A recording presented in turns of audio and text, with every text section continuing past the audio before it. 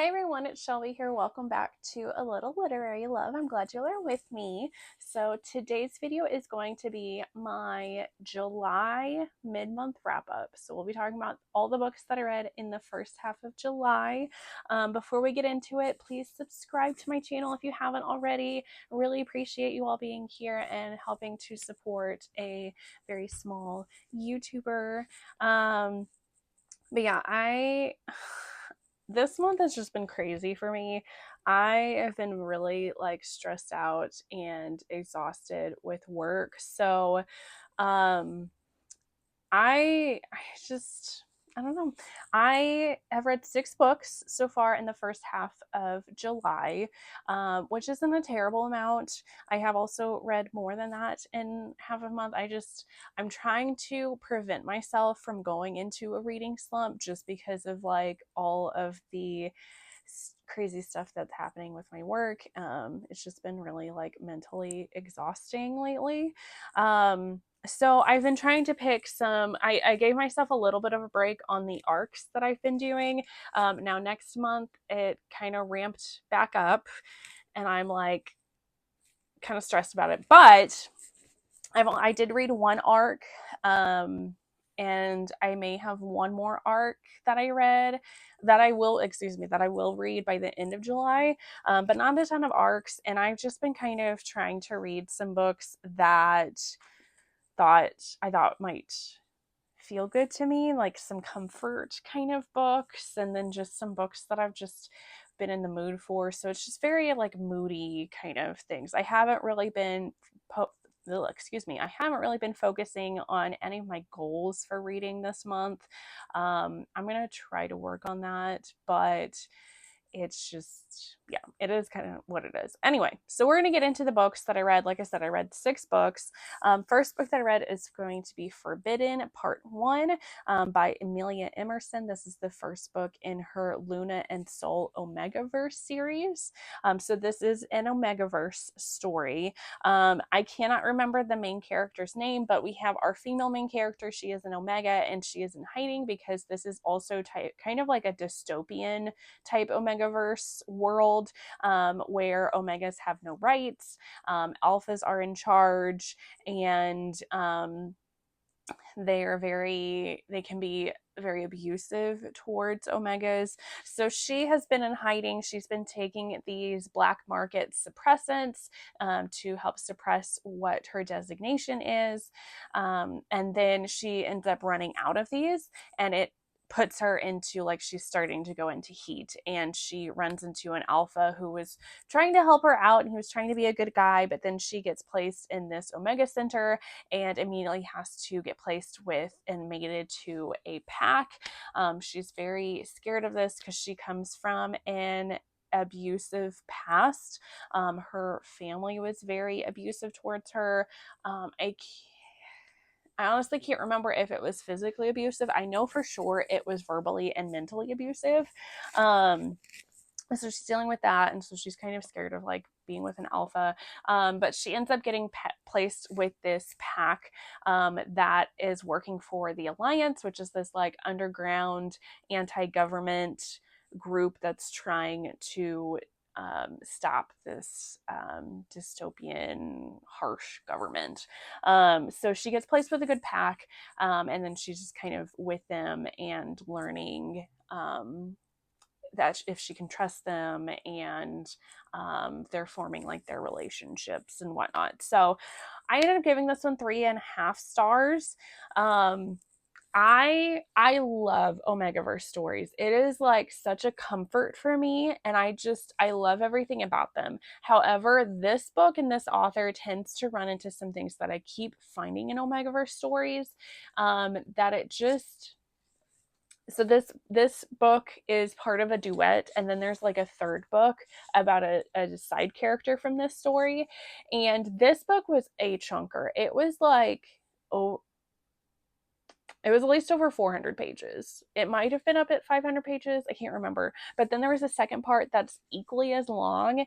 And I did not like that. It was very long. It was too long. And a lot of the story dragged out a lot. And I really feel like this entire book could have been cut in half. And this could have been made into one book, which is a big problem that I have with a lot of books that are duets. I feel like it's just panhandling, and that authors are doing that so that they can get more money from you, which I get it. Everybody's at a crisis, everybody's trying to make some money and make a living, but I hate it. I hate duets. um I still read them, but for the most part they are unnecessary, and I just felt that with going into this one. Well, I feel like the characters are very sweet, and it was very nice getting to know and them getting to know the alphas. It was way too slow and just completely unnecessary that there's going to be a second book. So I don't know that I'm going to continue on to the second book. I've thought about I may skip ahead to the third book because it is not a duet. She actually did do one book. It is like 700 pages, like ridiculously long. I may do that. Not 100% sure that I need a break from this author for right now. So yeah, so there's that one. Then I read Guarded by the Kraken by Cassie Alexander. This is the arc that I read. So this book is now out. This is a paranormal romance. This is a monster romance. This is about our female main character. She is a scientist, and she studies like ancient monster artifacts or something, and she ends up getting this job to go to this site, and it is at the bottom of the ocean. So she's going there, and she doesn't know exactly what she's going to be like finding. It's very like top secret, but she has to have a bodyguard because of how top secret this is, and they hire this kraken as her bodyguard. But in order for him to like be her specific bodyguard and protect her, he ends up having to do this ceremony of sorts, where he like sort of mates with her, but like not really mates with her. He ends up like forming this bond with her, so that he can telepathically communicate with her, so that he can, protect her. But in doing so, he immediately wants to be with her. Like it's kind of a little bit of an insta love, definitely an insta lust.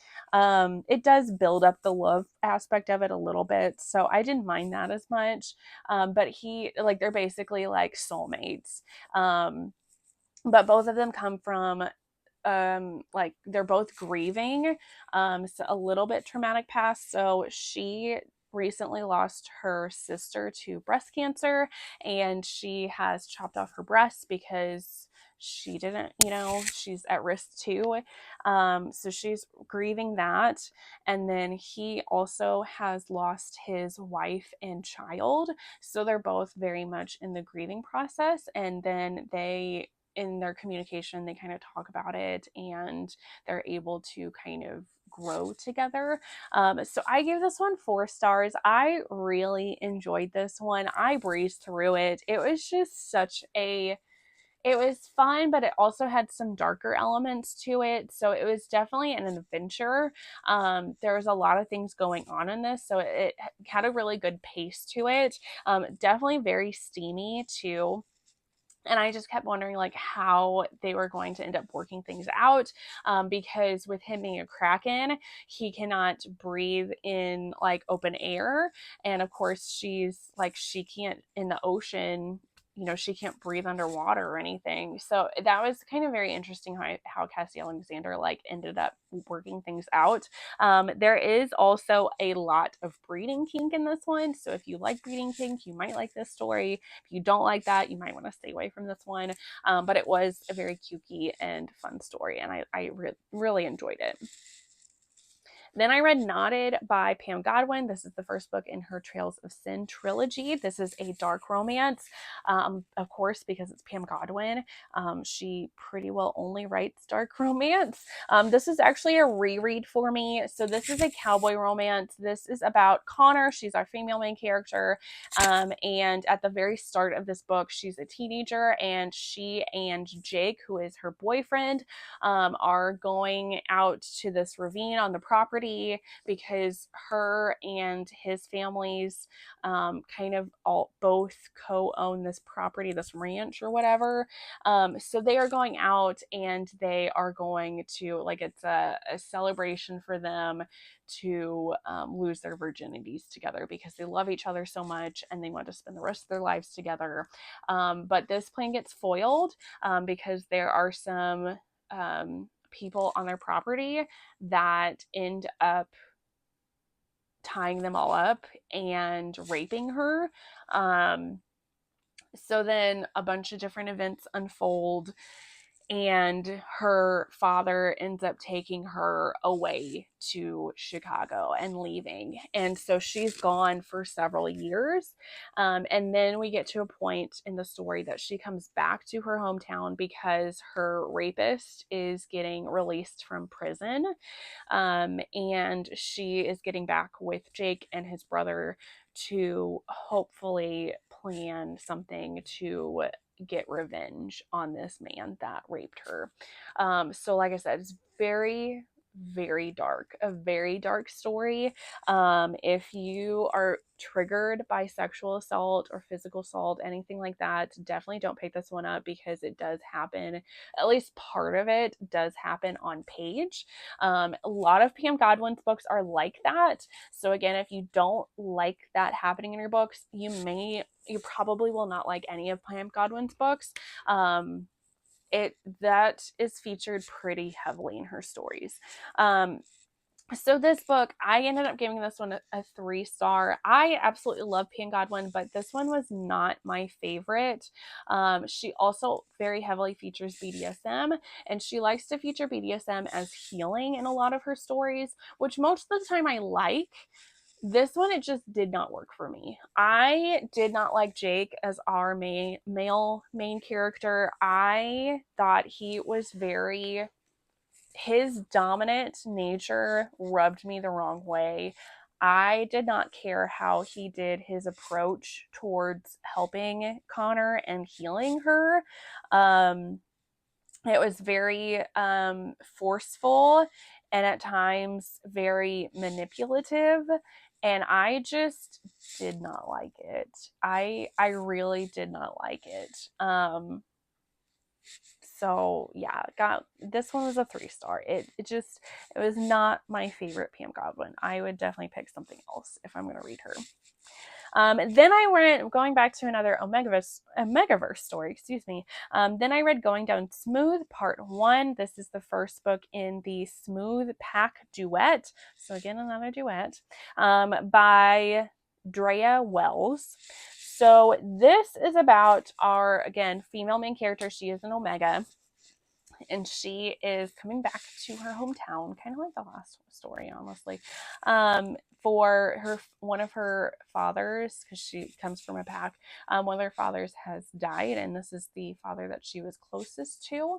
And she had run away years before when she first got designated as an Omega, and her family was trying to force her to bond with a pack, and she did not like this, so she ran off.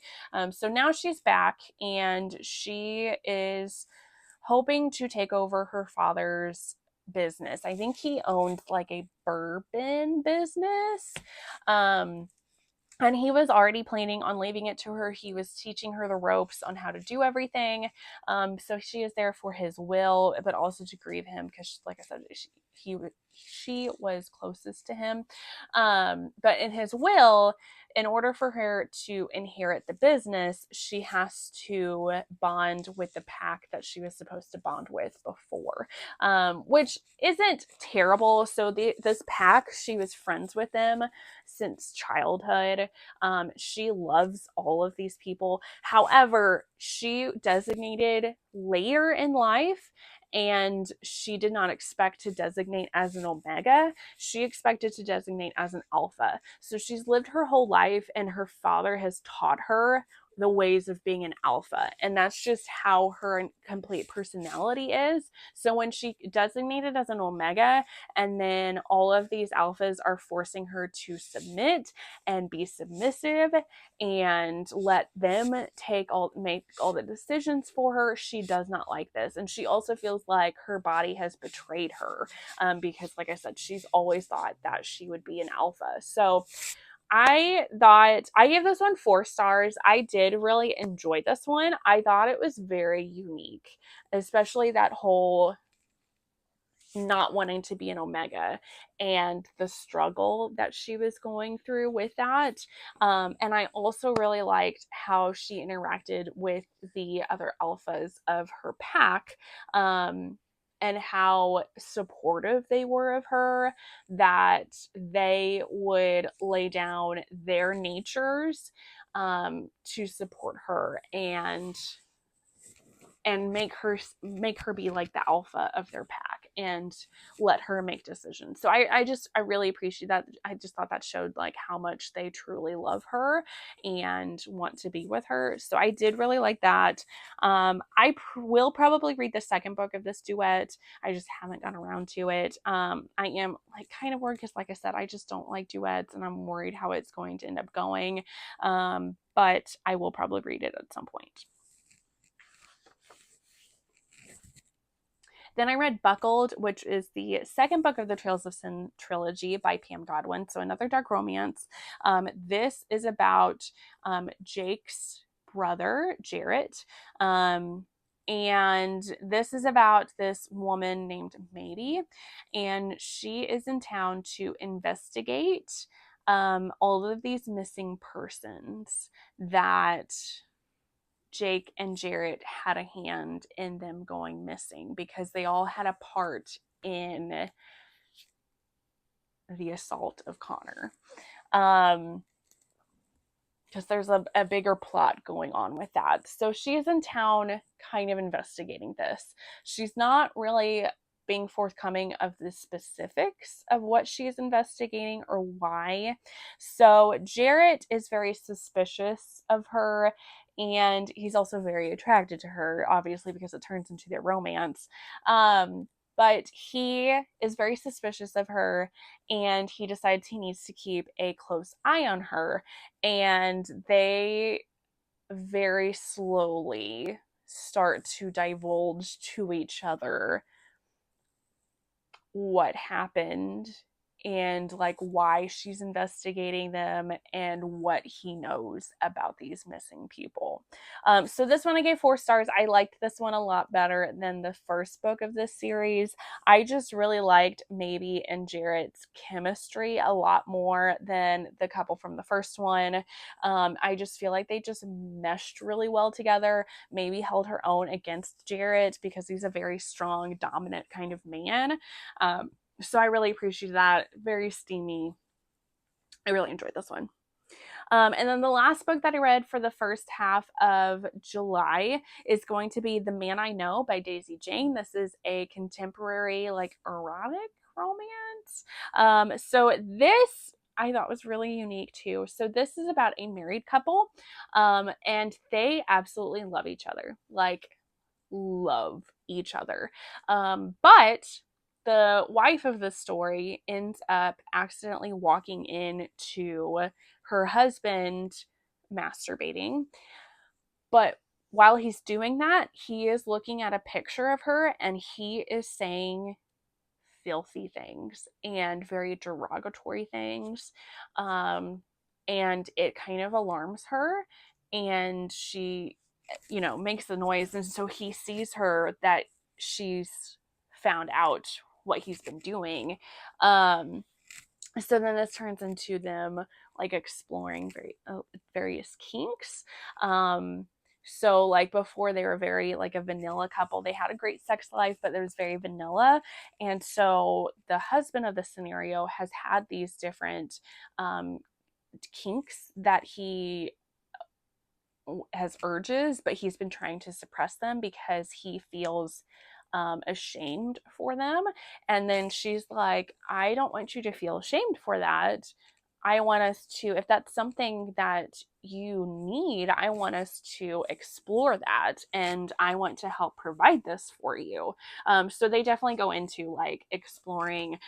They end up taking like a kink test together and indulging in that. So I give this one 4 stars. I really liked this one. I loved seeing a married couple together and them, like, they've been married for years. They have 2 kids together and they are still so in love with each other. He talks about how he thinks she is even more sexier than the day that he met her, that they just, I loved how sex positive and kink positive this book was. It had really good conversations about kink and consent and checking in with your partner and like having hard lines and what is okay and what is not okay to do. And they definitely have some faux pas that they happen in this one, like a pretty major event happens. So they definitely go through a big learning process with this and getting better, and it just makes them even closer as a couple. And I thought it was fantastic. I loved this book. And I definitely want to continue reading more Daisy Jane books because this was just absolutely phenomenal.